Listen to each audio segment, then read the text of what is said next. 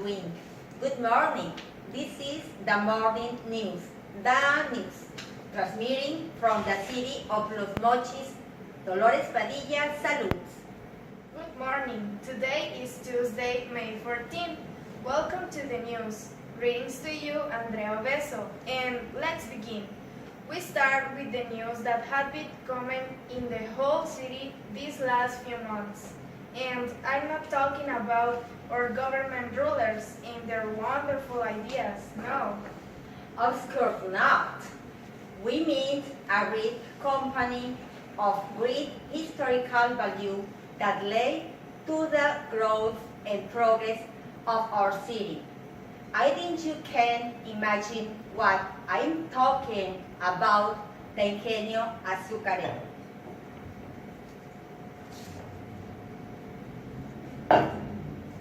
And what had happened if the Ingenio had got disappeared? Thousands of workers would still have a job. Also, our city may have been the #1 in sugar production.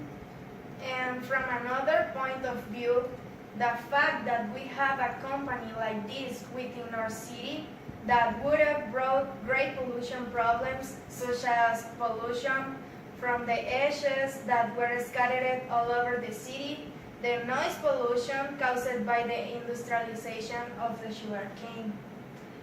We cannot put aside large amounts of water that were being used, which were also necessary for other crops. But well, to what we come for, we will sound more the grounds of Ingenio.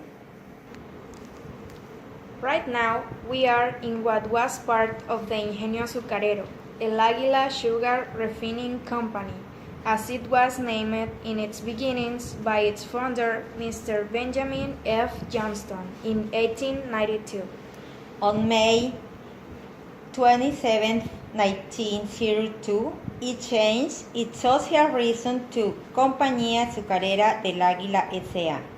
But time after, in the year of 1959, changed again to Compañía Azucarera de los Mochis S.A., which prevailed until its disappearance. Everything was working properly until the year of 2009, when the consortium AGA declared that the Ingenio economically insolvent and closed its doors for the first time in its history.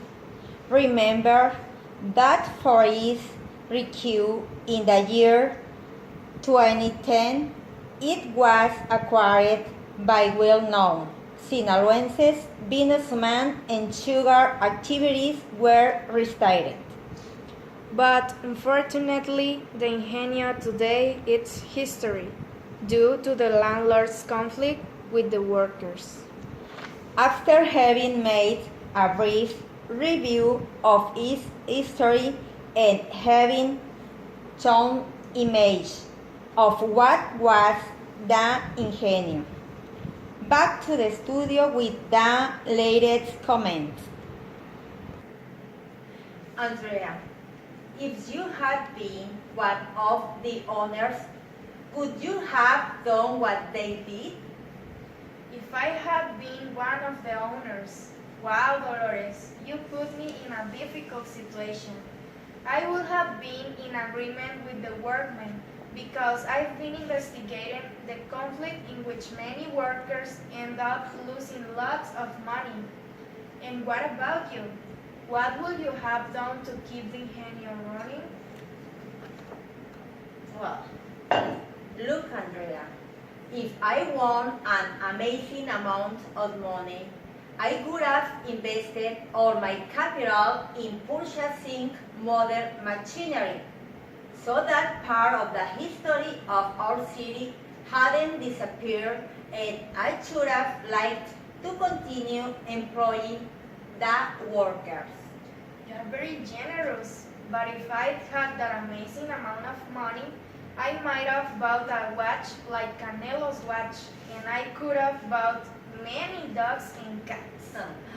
Oh, what a great idea! Now that I think about it, you have convinced me. I would have done the same as you. Well, but things didn't happen that way. The truth is that the Ingenio no longer exists. It was unfortunate that things ended like this. No more to say at the moment. We leave to your criteria the work that we have done. We say goodbye to you. We are the star reports of television. My name is Dolores Padilla. And my name is Andrea, and this was The News. Bye.